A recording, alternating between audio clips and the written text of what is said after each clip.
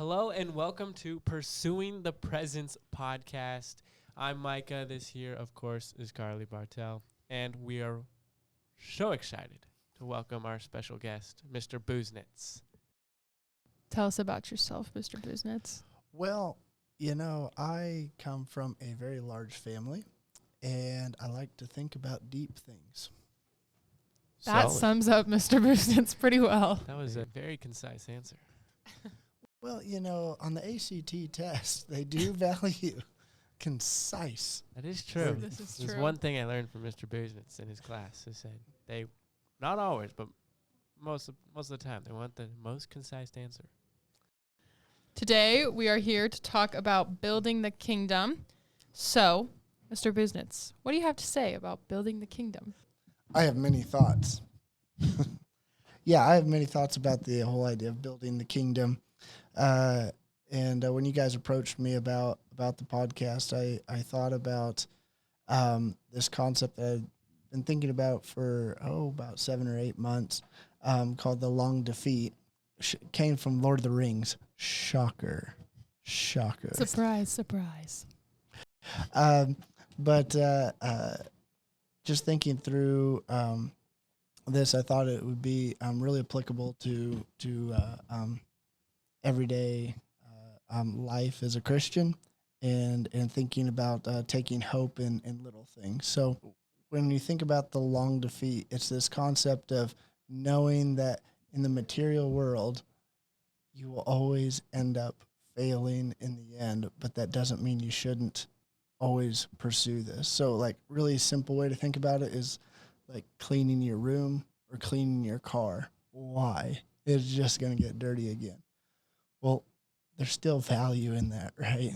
Of cleaning that and especially like with the car, I want to see, especially if you have a nice car, right? You want to see, wow, look at that. Even though you know it's going to get dirty again, right? It's a continual battle against that. And so I broke down a few things about this concept, and one is a few things here. It takes time, continually over time, battling against these things. 2, it involves the spaces that you're in. And I think this is where it can be somewhat helpful, because I think many times we talk about spiritual things, it's all in our head, and we just think, okay, I just need to change my mindset, and then that will transform my actions and so forth. And I think it's actually really useful to think about that in reverse in some ways, and think about our physical spaces and how we act in them actually form our mind and our soul, and then our actions follow that. So time, space, and just a continual defense of what is good in what happens. So this is, again, always going against what's always going to happen, which is it's going to get dirty. I still need to clean it, right? So in The Lord of the Rings, there's a moment where the steward of Gondor despairs, right? And he actually commit suicide because there's nothing left. They're going to win, so why even try? Why even try to battle against evil here? They're going to win. And he ends in despair. And the long defeat is the opposite of this, right? It's even when seems like there's only despair.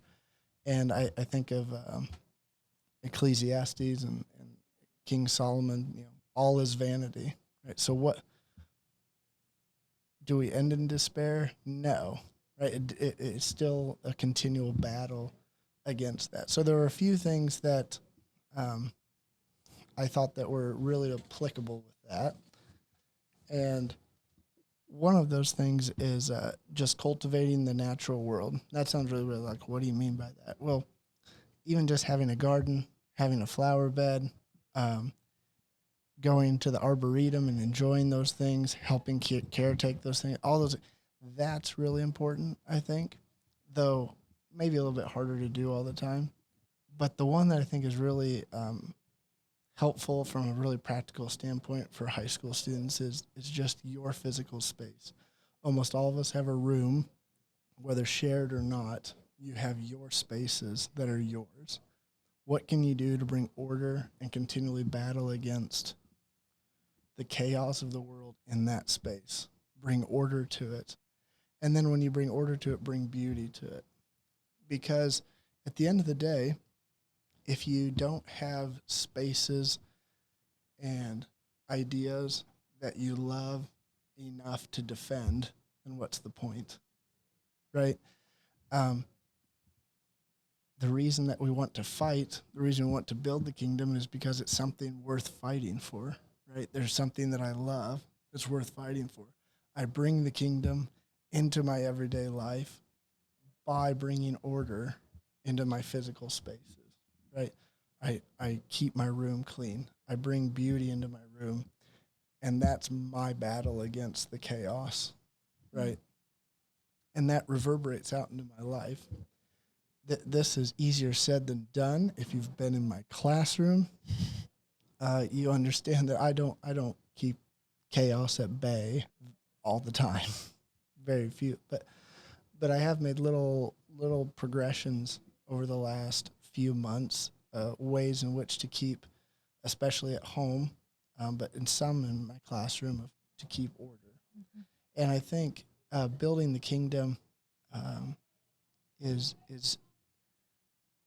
such an abstract idea, I think, for many of us to think about. It's all in my head. It's me reading the Bible and putting it in my head, and then I need to have these perfect intentions and so forth. And it can be as simple as keeping my room clean and bringing order to my diet, bringing order to my room, bringing order to my sleeping habits and all that. Like this is our continual battle against the chaos, and that's worth fighting for, I guess.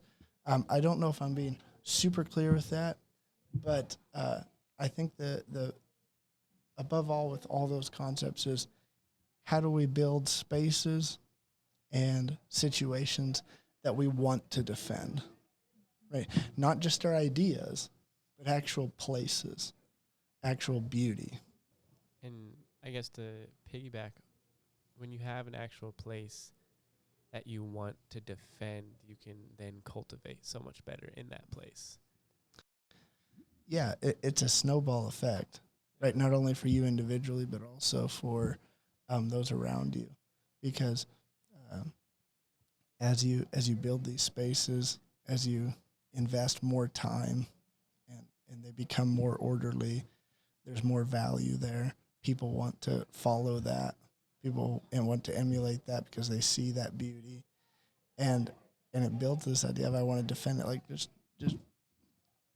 think of a home that you, whether you have one that you're proud of or you don't, you can think of, boy, if I had this home or not. I mean, even if you don't have it, I would want to defend it. Like I want to keep that, right? And I think we don't equate those physical spaces to our, the spiritual kingdom. And I think there's a lot of that actually translates really well. I mean, you can look in, I believe, Exodus, when they're exiting Egypt, but Jesus gives them all sorts of commandments, and some of those commandments are to, take care of themselves and take care of their physical health and take care of their physical space.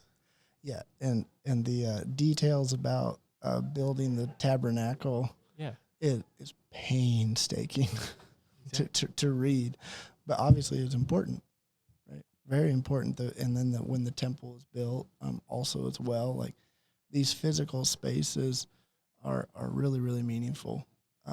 You can't go into certain spaces and not be in awe, right?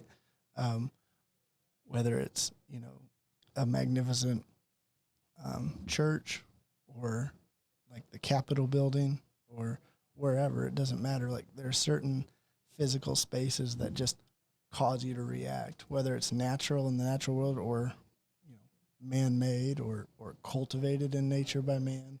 There's certain physical spaces that demand a response, and that response, I think, is really, really important to try and cultivate that for people. I think about if I ever It doesn't happen every time, but sometimes I'll sit down in my bed and try to do homework. And if my room is a disaster, I can't focus. I can't do anything else.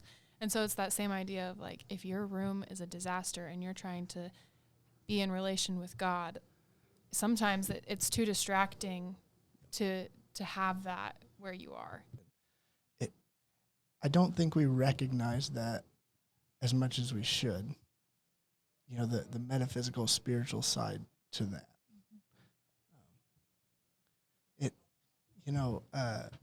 When I think about my own life and especially the cultivation, so the room part, I think I understand it. I don't do it necessarily all the time. The one part that I've been thinking more recently about is cultivating the natural world around you, whether it's just having a flower pot in front of your home or a house plant in your room or whatever. Just actually thinking about how do I bring in this natural world and actually cultivate it? Because there's a difference between cultivating it and just like making it all just useful to you. If that makes sense, like you're actually bringing out the beauty versus how does this just make me happy, if that makes sense. It's a really good point. It's something to really think on. I just think in your everyday, I guess, wow, am I cultivating this or am I just using this really? Yeah, which juniors and seniors, right? Is it just utility or or am I getting to the essence of things, right? There's a fine line there, right? Because useful, that's good. It's good that things are useful, but if that's all that I see in things, then that's a problem, right? And above all, like I have those posters up in my room, those little posters by Dostoevsky. It says, "Beauty will save the world," right? Above all, underline all of this is how do I bring the beauty that is God, right? That is Jesus, the both man and God. How do I bring this beauty so that people see it, right? Because ultimately, reality emanates with Him and His presence and everything. And how do I bring that out, right? Both in my everyday things, but also recognize it in other things. But I'm responsible for me, right? I'm responsible for my room, my car, my garden, right? How do I bring out the amazing beauty of God in those things, right? So that other people can see that. That's building the kingdom for me. And I'm trying to understand how do I get myself in the habit of doing that? Because it's here, but how do I get it there?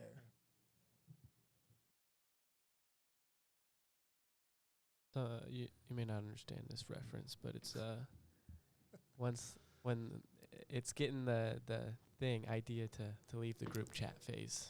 You know what I'm talking about? Yes. You ever heard of that? No. So it's like, let's say you're with my friends. I'm like, hey, let's go to Texas. Let's go to California, just in like a group chat. But then you actually do it. It left the group chat phase. So it's like that reminded me, like, your ideas, it's in the group chat phase, but how do I actually get it out to make it something tangible almost? I was just telling the juniors the other day, I need my bi-yearly slang lesson. So on the podcast, getting a little there you go. Teenage lingo here. Fantastic. I'm going to try that with my wife. Awesome. We're leaving the group. What was this? The group chat. The group chat phase. Yep. Excellent. That's actually really good. You finally get something kind of tangible, or yeah. It's not tangible, but you see harvest, I guess, if we stick with like cultivation. Yeah. I mean, there's a participation in the physical, and not to do like I think I shouldn't say us.